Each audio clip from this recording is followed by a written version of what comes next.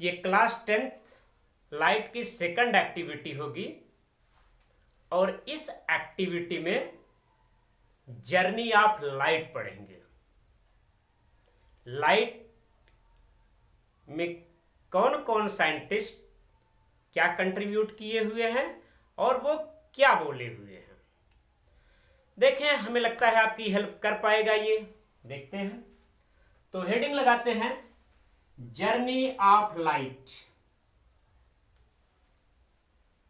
Journey of light.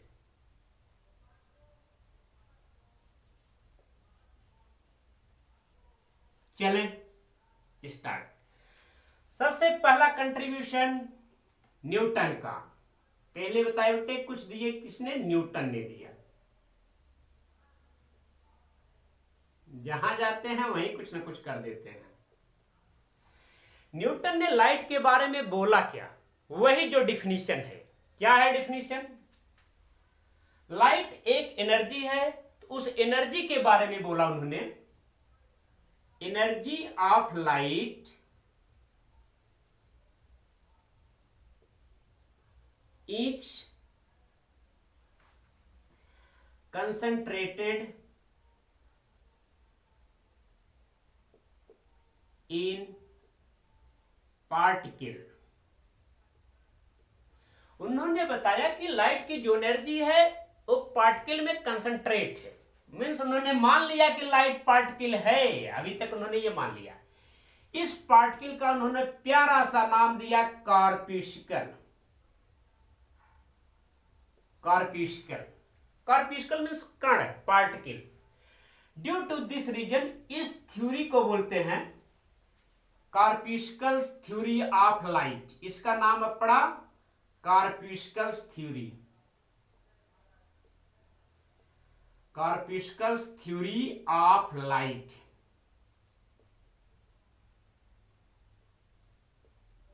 देखिए, अब इस थ्योरी के बारे में समझे। ये थ्योरी ये बोल रही है कि लाइट की एनर्जी पार्टिकल में कंसंट्रेट है और लाइट जो है कि स्ट्रेट लाइन में प्रोपोगेट कर रहा है। ये थ्योरी ये बोल रही है light propagate in a straight line. Rectilinear, उसे बोला गया rectilinear propagation of light. Propagation, rectilinear propagation of light. Light straight line में मूव करेगी, रेक्टिलिनियर प्रोपोगेशन ऑफ लाइट। लेकिन कब तक? जब तक मीडियम चेंज नहीं होगा। रेक्टिलिनियर प्रोपोगेशन ऑफ लाइट बता रही है कि light propagate in straight line. Light propagate in straight line till which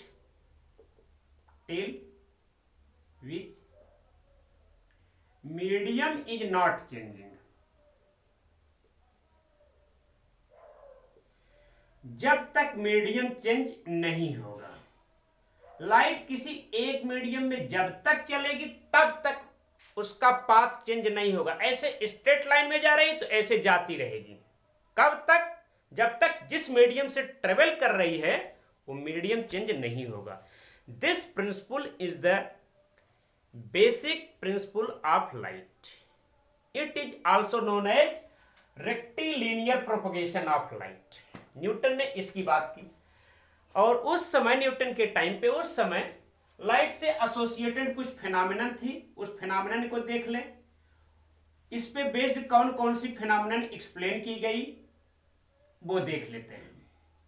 अभी हमें आप फिनोमिनन पढ़ाना नहीं है, रिफ्लेक्शन को पूरा चल के आगे पढ़ाना है, लेकिन देख लें कि कौन कौन सी फिनोमिनन इस थ्योरी पे सक्सेसफुली एक्सप्लेन की गई, फिर क्यों ये थ्योरी कहाँ पे इसमें प्रॉब्लम आई जिससे नई थ्योरी आई, फिर उस नई थ्योरी के बेस पे कौन कौन सी फिनोमिनन एक्सप्लेन की गई एंड सो ऑन। तो कौन कौन सी फिनोमिनन एक्सप्लेन की गई वो देखें। इस पे बेस्ड कौन कौन सी फिनोमिनन सक्सेसफुली एक्सप्लेन की गई। तो ये है बेटे reflection. Reflection refraction,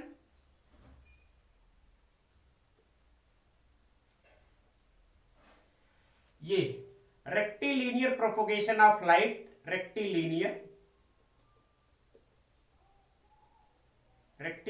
propagation of light. इस पे बेस्ड एक और चीज बता दी गई, अच्छी चीज बताई गई, speed of light in rarer medium is greater than that in denser medium. आगे अभी आप समझने वाले हैं कि रेयरर मीडियम क्या है, डेंसर मीडियम क्या है, लेकिन अभी यहाँ पे इंट्रोडक्टरी क्लास है, इसको समझें इस बात को। इस फिनोमेनन से ये बताया गया है कि लाइट की स्पीड रेयरर मीडियम में ज्यादा होगी compare to denser medium. Light straight line में मूव करती है जब तक मीडियम चेंज नहीं होता है। रिफ्लेक्शन एक्सप्लेन किया गया, रिफ्रैक्शन एक्सप्लेन किया गया।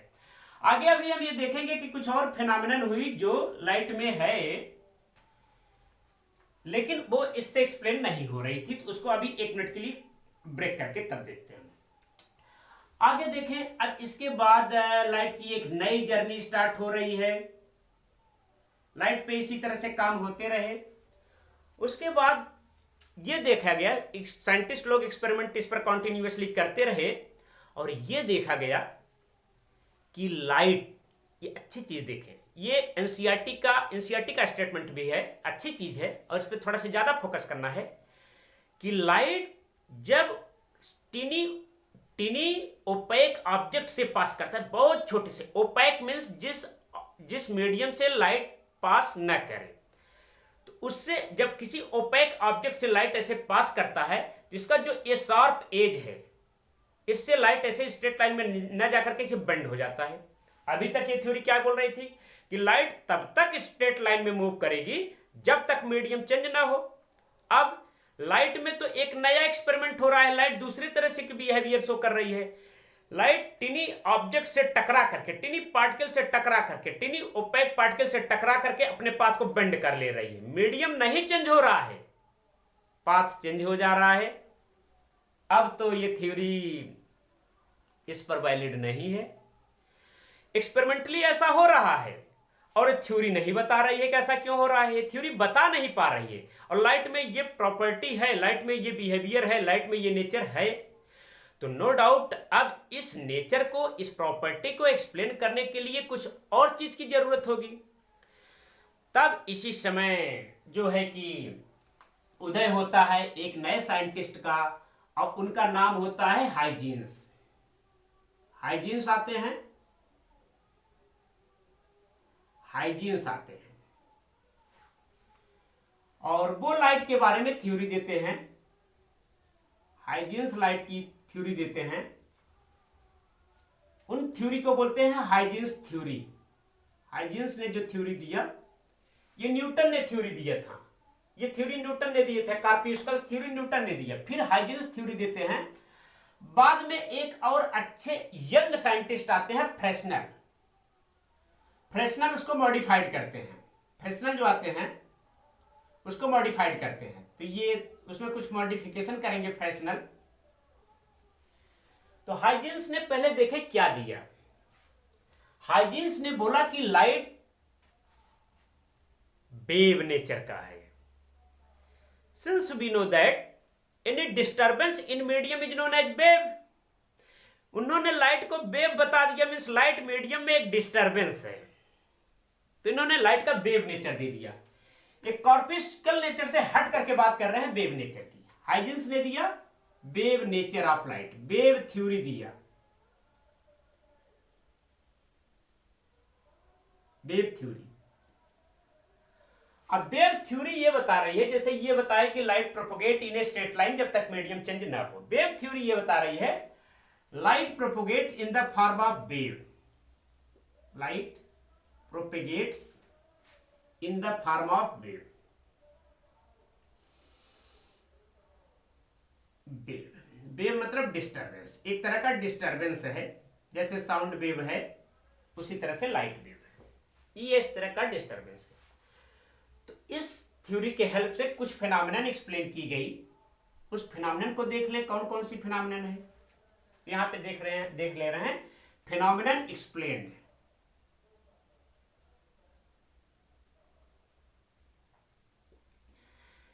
थ्योरी के बेस पे जो फिनोमेनन एक्सप्लेन की गई उनका ये नाम है। ये जो लाइट टीनी पार्टिकल से स्ट्राइक करके अपने पाथ को बेंड कर लिया, इसी को बोलते हैं डिफ्रैक्शन। लाइट ऐसे जा रही बेटे, टीनी पार्टिकल से टकराएगी, लाइट का पाथ बेंड हो जाएगा, मीडियम नहीं चेंज होगा, पाथ बेंड हो जाएगा। This is the diffraction. जैसे एक रेजर लेते हैं, ब्लेड ऐसे लाइट जा रही है, रेजर के शार्प एज से लाइट टकरा करके बेंड हो जाएगी। ऐसे रेजर है शेविंग करने वाला रेजर, ब्लेड पत्ती हम लोग कहते हैं उसको, पता नहीं आप क्या कहते हैं। 365 और एक तो और कोई आता है, पहले टोपाज आती थी, वो रेजर है, ब्लेड है, उसके ऐसे लाइट पड़ी, ऐसे लाइट बीम जा रही है, उसके शार्प एज से टकराएगी ना तो लाइट का पाथ है ऐसे बेंड हो जाएगा। This phenomenon in the bending in the path of light when it strikes the sharp edge of an obstacle is known as diffraction। फिर से सुन लें, the phenomenon of bending in the path of light rays after striking the sharp edges of an obstacle is known as diffraction। किसी obstacle के sharp as से टकरा करके light के path में होने वाली चेंजिंग को बोलते हैं डिफ्रैक्शन। तो डिफ्रैक्शन की फिनोमेनन होती क्यों है, इससे नहीं एक्सप्लेन हो पा रही थी, इससे आसानी से एक्सप्लेन हो गई। तो पहली फिनोमेनन इन्होंने एक्सप्लेन किया कि डिफ्रैक्शन। ये वर्ड आपके एनसीईआरटी में लिखा हुआ है, तो डिफ्रैक्शन अभी आप जान लें क्या हुआ है। डिफ्रैक्शन का एक स्पेशल पार्ट होता है इंटरफेरेंस।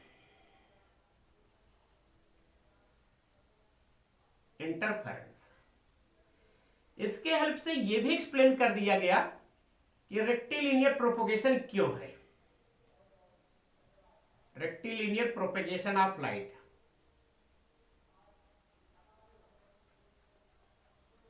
यह भी एक्सप्लेन कर दिया गया। और इसके हेल्प से और एक फिनोमेनन एक्सप्लेन की गई जिसे बोलते हैं टोटल इंटरनल रिफ्लेक्शन। जैसे डायमंड है तो डायमंड में ब्रिलियंसी इतनी क्यों है, what in the cause of brilliancy of diamond, what in the cause of mirage and so on. तो वो सब फिनोमेनन टोटल इंटरनल रिफ्लेक्शन से रिलेटेड है। और एक चीज और है, लाइट में एक और प्रॉपर्टी होती है बैकवर्ड प्रोपगेशन की, बैकवर्ड प्रोपगेशन ऑफ लाइट।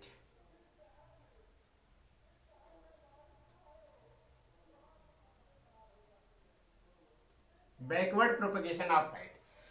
तो ये सब phenomenon interference, diffraction, rectilinear propagation of light, total internal reflection, backward propagation of light. And एक चीज और, ये थ्योरी ये भी सपोर्ट कर दी है कि speed of light in rare medium is greater than that of in denser medium.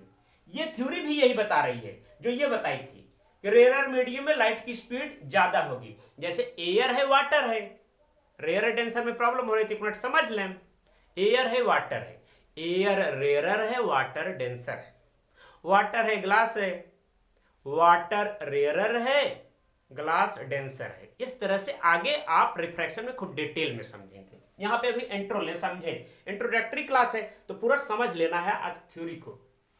ये रहा, तो इतनी सी बात रही इंटरफेरेंस। और अच्छा एक चीज और देखें इसमें, रिफ्लेक्शन एंड रिफ्रैक्शन, ये जो दो फिनोमेना यहां पे एक्सप्लेन की गई थी, लाइट के पार्टिकल नेचर के हेल्प से ये जो फिनोमेना एक्सप्लेन की गई थी, वो दोनों फिनोमेनन वेव नेचर के हेल्प से भी एक्सप्लेन की गई।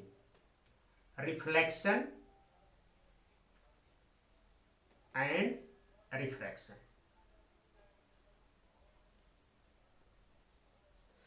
अब वेव नेचर के हेल्प से कौन कौन सी फिनोमेनन एक्सप्लेन की गई लाइट की? Reflection, refraction, speed of light in rare medium is greater than that of in denser medium, backward propagation of light, total internal reflection, rectilinear propagation of light, interference, diffraction.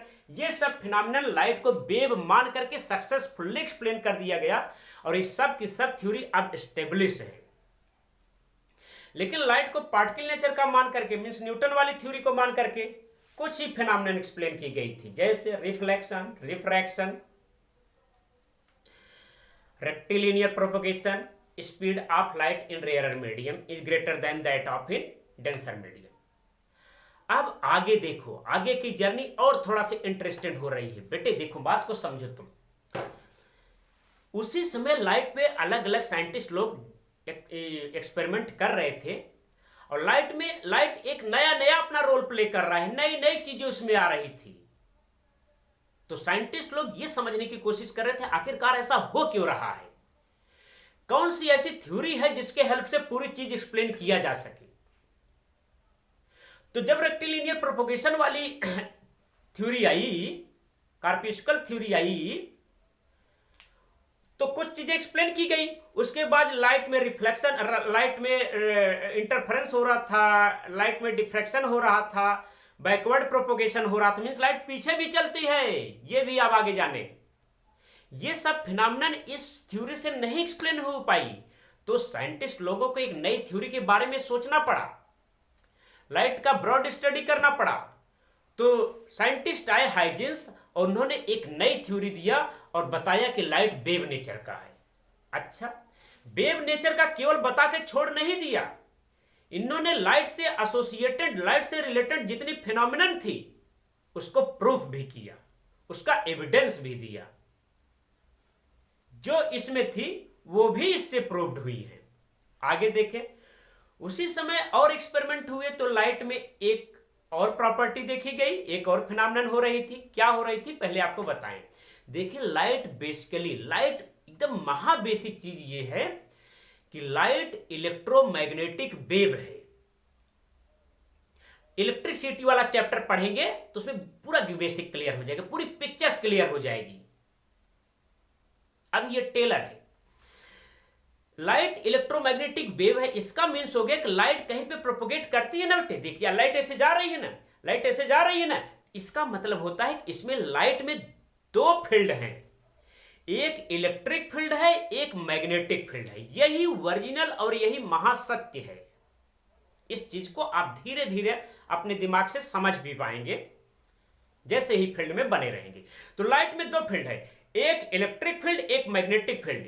अरे इतना ही नहीं, एक बहुत interesting चीज यह है कि वो दोनों फील्ड एक दूसरे के परपेंडिकुलर ऐसे ऑसिलेट करती हैं। देखो देखो देखो, यही आपको आगे मिलने वाला है।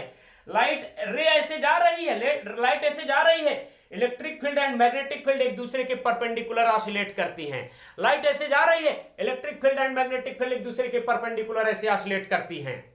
ये लाइट में देखा गया है, ये इस थ्योरी अब स्टेब्लिश भी हो चुकी है। तो लाइट में ऐसा क्यों हो रहा है, और फिर क्या हुआ, एक टूरमैलिन क्रिस्टल होता है या फिर पोलराइजर एक होता है। यह देखा गया कि एक यहां पे टूरमैलिन क्रिस्टल रख देते हैं, यहां पे एक टूरमैलिन क्रिस्टल रख देते हैं। यहां पे लाइट पहले एंट्री कर रही है, तो जो क्रिस्टल के पहले लाइट है उसमें इलेक्ट्रिकल कंपोनेंट ऐसे ऐसे ऑसिलेट करते हैं, कुछ इलेक्ट्रिकल कंपोनेंट होते हैं, कुछ ऑसिलेशन होता है, कुछ वाइब्रेशन, ऐसे ऐसे मनमन मनमन मनमन मनमन मनमन मनमन मनमन मनमन मनमन मनमन ऐसे लाइट ऑसिलेट करती है।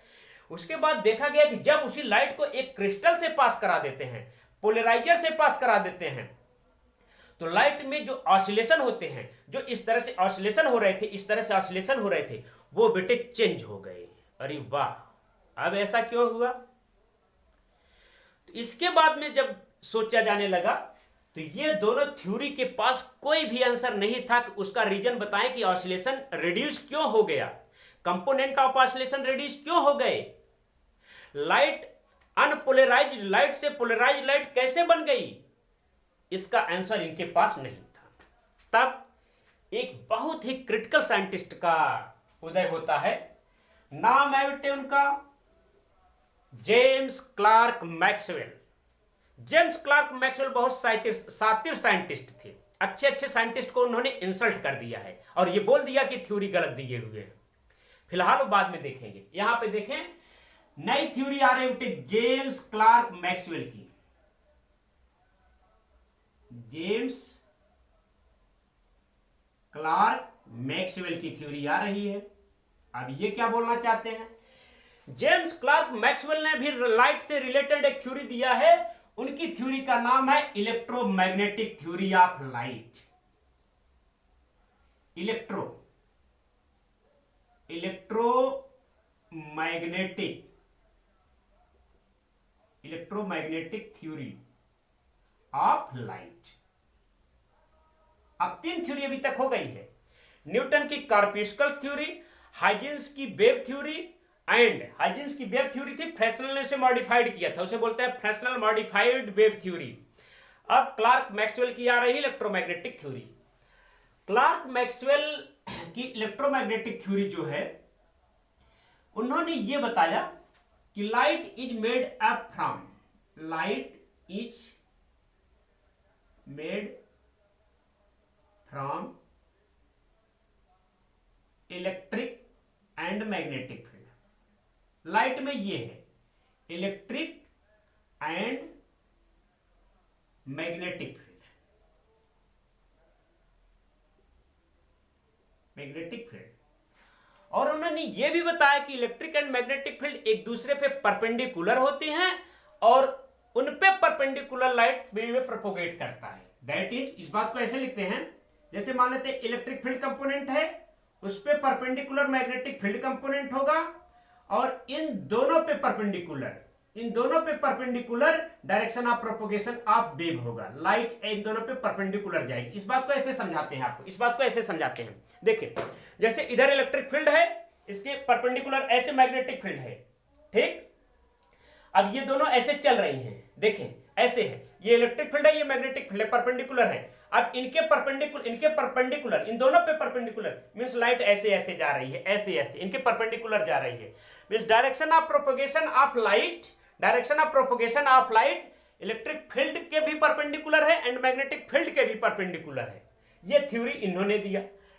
अब इस थ्योरी से एक बहुत अच्छी फिनोमेनन एक्सप्लेन कर दी गई कि जो अनपोलराइज्ड लाइट पोलराइज्ड लाइट में बदल गई, मींस जो ऑसिलेशन, पहले लाइट में ऑसिलेशन ज्यादा थे, क्रिस्टल से पास होने के बाद ऑसिलेशन कम हो गए। इस फिनोमेनन को बोलते हैं पोलराइजेशन। फिनोमेनन एक्सप्लेन्ड, इससे कौन सी फिनोमेनन एक्सप्लेन की गई? Phenomenon explained.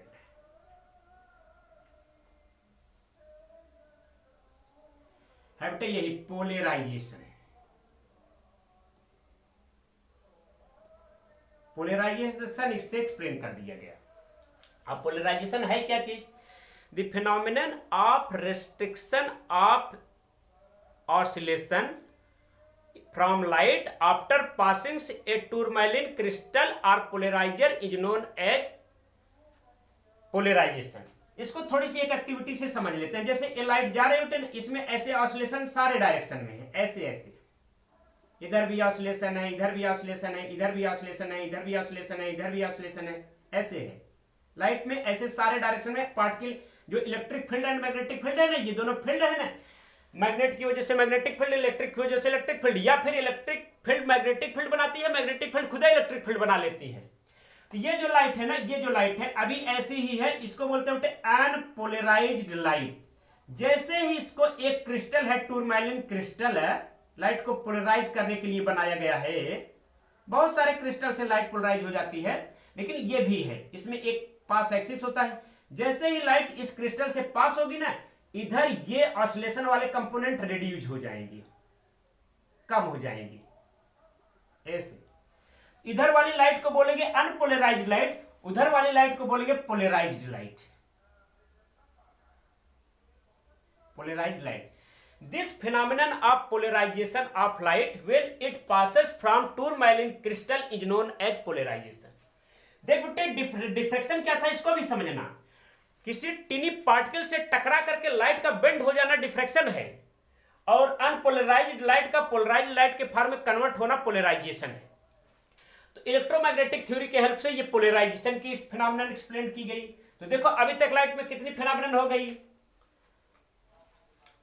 देखिए स्टार्ट करें। Reflection, refraction, backward propagation, total internal reflection, rectilinear propagation, interference, diffraction, polarisation, इतनी फिनोमेनन लाइट में अभी हैं। अभी और देखो लाइट कुछ चमत्कार भी करता है, आगे देखो क्या है। इसके बाद ये देखा गया, इसी समय साइंटिस्ट लोग अदर कंट्रीज में अदर लैब में काम कर रहे हैं लाइट पे। देख बेटे बात समझ, 20th सेंचुरी के फर्स्ट डिकेड में, मीन्स जब इंडिया जो है कि इंडिया पे अदर लोग का प्रशासन था, मीन्स जैसे 1910, 1920, 1930 में, मीन्स 20th सेंचुरी के स्टार्टिंग में लाइट पे बहुत क्रिटिकल काम हो रहे थे। लाइट में एक और चीज हो रही थी, एक्सपेरिमेंट हुआ तो लाइट ये देखा गया कि light interacts from matter. Light हमारे ऊपर पड़ रही है ना तो हमारी बॉडी से इंटरेक्ट कर रही है। लाइट किसी मेटल पे पड़ती है ना तो मेटल से इंटरेक्ट कर देती है, उसको हीट कर देती है, ये भी देखा गया। तो ये जो लाइट किसी मेटल पे पड़ती है तो उससे इलेक्ट्रॉन भी निकाल सकती है। ये थ्योरी अब स्टेब्लिश हो चुकी है, प्रूफ हो चुका है। लाइट किसी मेटल पे पड़ेगी तो उससे इलेक्ट्रॉन इमिट्स कराएगी। इस फिनोमेनन को बोलते हैं फोटो इलेक्ट्रिक इफेक्ट, और इसी के लिए आइंस्टीन को नोबेल प्राइज मिला हुआ है। आप देखें, ये जो फोटो इलेक्ट्रिक इफेक्ट है, मींस मेटल पे लाइट पड़ेगी उससे इलेक्ट्रॉन निकल जाएंगे, बस इतनी सीधी सीधी बात है बेटे। किसी मेटल पे इलेक्ट्रॉन, जैसे मान लेते हैं सिल्वर है या कोई मेटल है, उस पर ऐसी लाइट पड़ी तो उससे इलेक्ट्रॉन निकल सकते हैं। This phenomenon of emission of electron from metal surface when light of appropriate frequency falling on it is known as photoelectric effect। Metals पे लाइट का पड़ना, वहां से इलेक्ट्रॉन का निकलना फोटो इलेक्ट्रिक इफेक्ट है। अब फोटो इलेक्ट्रिक इफेक्ट क्यों हुआ, इसको एक्सप्लेन करने के लिए ये सब थ्योरी इनसफिशिएंट पड़ गई। फिर उसके बाद नए नए साइंटिस्ट लोग नई नई थ्योरी सोच रहे हैं कि कैसे इसको एक्सप्लेन किया जाए। तो फिर साइंटिस्ट आते हैं Niels Bohr and max Planck, नाम लिखते हैं उनका। साइंटिस्ट आते हैं, नई थ्योरी आती है क्वांटम थ्योरी। उस थ्योरी का नाम होता है Planck's quantum theory. Quantum theory आती है, हाँ ये हाँ ठीक, क्वांटम थ्योरी आती है। नील बोर पहले नाम लिखते हैं जो साइंटिस्ट थे, Niels Bohr and max Planck.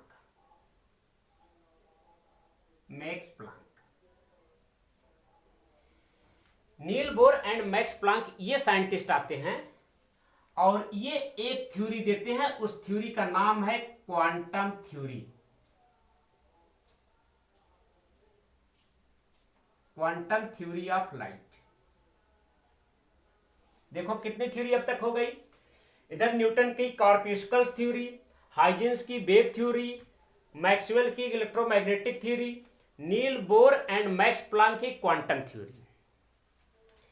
ये साइंटिस्ट बता रहे हैं, Niels Bohr and max Planck ये बता रहे हैं कि देखो लाइट भी एनर्जी ही है। ये क्या बोल रहे हैं, लाइट के बारे में क्या बोल रहे हैं, देखो बात को समझो। Light is a packets, light is a packets, packet है, पैकेट्स ऑफ एनर्जी। लाइट जो बना है ना, एनर्जी के छोटे छोटे बंडल से बना है, छोटे छोटे गट्ठर से बना है, छोटे छोटे पैकेट से बना है। इट इज द लाइट, ये बोल रहे हैं। ये बोले कि लाइट पार्टिकल नेचर की है, स्ट्रेट लाइन में प्रोपोगेट करती है। ये बोले कि लाइट वेव नेचर का है, वेव के फॉर्म में प्रोपोगेट करता है। ये बोले कि लाइट इलेक्ट्रोमैग्नेटिक वेव है, मींस इलेक्ट्रिक फील्ड है, मैग्नेटिक फील्ड है। ये बोल रहे हैं कि लाइट एनर्जी के छोटे छोटे बंडल से बना हुआ है, छोटे छोटे पैकेट से बना हुआ है। This is the quantum theory of light. Light is formed, light is a packets of energy, light is formed by packets of energy, a गट्ठर of energy, a bundle of energy. This packets, इसी packets का नाम हो रहा है, this packets, छोटा छोटा जो पैकेट्स है, इस पैकेट का स्पेशल नाम है, पैकेट्स इज नोन एज, इसी पैकेट्स का नाम है नोन एज क्वांटा। इसी पैकेट्स का नाम इन्होंने दे दिया क्वांटा। और वो ये बता भी रहे हैं कि energy of quanta is, energy of quanta, एक क्वांटा की जो एनर्जी है is directly proportional to frequency. जो एनर्जी है वो फ्रीक्वेंसी के डायरेक्टली प्रोपोर्शनल है, मींस अगर फ्रीक्वेंसी बढ़ेगी तो एनर्जी भी बढ़ेगी। इसका मतलब जितने लाइट में जितने कलर होते हैं, जो सातों कलर लाइट के होते हैं, सबकी एनर्जी सेम नहीं है। रेड कलर के लाइट की एनर्जी कुछ और है, वायलेट कलर के लाइट की एनर्जी कुछ और है, ब्लू कलर के लाइट की एनर्जी कुछ और है, क्योंकि सबकी फ्रीक्वेंसी अलग अलग है। आगे आप और डिटेल में पढ़ेंगे, अभी यहाँ पे इंट्रो लेकर के आगे बढ़े। इसके लिए इन्होंने एक फार्मूला दिया, यहां से प्रोपोर्शनल के साइन को हटा करके प्रोपोर्शनलिटी कांस्टेंट लगा दिया। अब इस प्रोपोर्शनलिटी कांस्टेंट के हेल्प से, इस प्रोपोर्शनलिटी कांस्टेंट के, अभी लाइट नहीं है तब तक आप कुछ देख लें, छोटी छोटी चीज देख लें। सबसे पहले न्यूटन की थ्योरी आई, न्यूटन की कॉर्पस्कल्स थ्योरी आई, फिर आ जाए हैं। इन्होंने एनर्जी दिया, एनर्जी के लिए एक्सप्रेशन दिया E equal to H nu, या फिर H इंटू फ्रीक्वेंसी को बोलते हैं C बाई वेवलेंथ। ये एनर्जी के लिए इन्होंने फार्मूला दिया। और ये जो क्वांटा है, एक क्वांटा की इतनी एनर्जी होती है, क्वांटा में एच न्यू एनर्जी होती है या फिर एच सी बाई लैम्डा इतनी एनर्जी होती है। इतनी थ्योरी आई इससे रिलेटेड। अभी एक थ्योरी बच रही है, बट उसको हम कहां पे डिस्कस कर देते हैं। पहली थ्योरी ये हुई, दूसरी थ्योरी ये हुई, तीसरी थ्योरी ये हुई, चौथी थ्योरी ये हुई, पांचवी एक और थ्योरी बच रही है। पांचवी एक और थ्योरी बच रही है। कंक्लूजन अभी देते हैं, पांचवी थ्योरी देख लें लास्ट में, पांचवी थ्योरी। उसके बाद थोड़ा सा यहां पे और देखना है, भी बताना है। इसी थ्योरी के हेल्प से आइंस्टीन आते हैं, आइंस्टीन आते हैं। आइंस्टीन इसी थ्योरी के सपोर्ट से इसको सही मानते हैं और इस पर वो भी एक्सपेरिमेंट करते हैं। इसी वजह से आइंस्टीन थर्ड पार्ट है इसकी। दो साइंटिस्ट मैन है, नील बोर्स एंड मैक्स प्लांक, इन्होंने सबसे पहले क्वांटम थ्योरी दिया था। आइंस्टीन भी इस पर काम किया और इसको सक्सेस कराने में आइंस्टीन का भी बहुत बड़ा रोल है। आइंस्टीन आते हैं, इसको सपोर्ट कर देते हैं और एक नई फिनोमेनन देते हैं, photo electric effect. Photo electric effect, photo electric effect, ये भी लाइट से रिलेटेड फिनोमेनन है। फोटो इलेक्ट्रिक इफेक्ट बस इतना सा है बेटे, किसी मेटल सरफेस पे लाइट पड़ेगी तो वहां से इलेक्ट्रॉन निकाल सकती है। ये है फोटो इलेक्ट्रिक इफेक्ट। अब उसके बाद अच्छा एक चीज और इसी समय समझें, आइंस्टीन का बेटे जो इतना नाम है, आइंस्टीन का एक बहुत फेमस फार्मूला है E equal to mc square. आप लोग जरूर इसको जानते होंगे, हमें ऐसा लगता है आप जानते होंगे ना। हाँ, हमें लगता था कि तुम जानते हो। देख, आइंस्टीन का फेमस फार्मूला है E equal to mc square. सही तो ये है, सही ये है, delta E equal to delta m into C square, ये सही है। लेकिन इसे भी कंसिडर कर लेते हैं। आइंस्टीन का ये फेमस फार्मूला है, लेकिन आइंस्टीन को इसकी वजह से नोबेल प्राइज नहीं मिला था। आइंस्टीन को जो नोबेल प्राइज मिला था इसकी वजह से मिला था, फोटो इलेक्ट्रिक इफेक्ट की वजह से। आइंस्टीन ने फोटो इलेक्ट्रिक इफेक्ट की फिनोमेनन को क्वांटम थ्योरी ऑफ लाइट से सक्सेसफुली एक्सप्लेन करके दुनिया को बता दिया था कि लाइट क्वांटम नेचर का है और उसमें फोटो इलेक्ट्रिक इफेक्ट की फिनोमेनन इस वजह से होती है। इस वजह से उनको नोबेल प्राइज मिला था। ये नोबेल प्राइज जो आइंस्टीन को मिला था, इस पे मिला था, फोटो इलेक्ट्रिक इफेक्ट पे, इस पे नहीं मिला था, याद रखें। आए इसी तरह से अब बाद में जो है कि एक साइंटिस्ट आते हैं डी ब्रॉगली, देख लें, डी ब्रॉगली, डी ब्रॉय, ये लिखे हैं डी ब्रॉय, इसका प्रोनाउंसिएशन डी ब्रॉगली नहीं है। एनसीईआरटी क्लास 12th की बुक में भी लिख रहा है, इसका प्रोनाउंसिएशन है डी ब्रॉय। डी ब्रॉय आते हैं और डी ब्रॉय बस ये करते हैं, एक पास्टुलेट देते हैं, बहुत बड़ा काम वो नहीं करते। सोचे कि बहुत बड़ी थ्योरी हो चुकी है, इतना थ्योरी से काम नहीं चलेगा। वो आए न्यूटन की कॉर्पस्कल्स थ्योरी को और हाइजेंस की वेव थ्योरी की, इन दोनों को बोले कि लाइट में कॉर्पस्कल नेचर, केवल कॉर्पस्कल नेचर नहीं है, या फिर लाइट में केवल वेव नेचर नहीं है, लाइट में दोनों नेचर है। दोनों को मर्ज करा दिया, दोनों में संबंध बना दिया, एकदम तगड़ा बॉन्डिंग बना दिया कि लाइट पॉजेज ड्यूअल नेचर, ये बता दिया उन्होंने। लाइट, उन्होंने बताया light have dual nature, means particle as well as wave. Newton की कॉर्पस्कल्स थ्योरी को और हाइजेंस की वेव थ्योरी को मर्ज करा के बता दिया कि लाइट में दोनों नेचर होता है और ये थ्योरी अब तक की सबसे स्टेब्लिश थ्योरी मानी गई है। मीन्स लाइट वेव नेचर की भी है और पार्टिकल नेचर। ये नहीं कहना है कि लाइट पार्टिकल नेचर का है, ये भी नहीं कहना है कि लाइट वेव नेचर का है।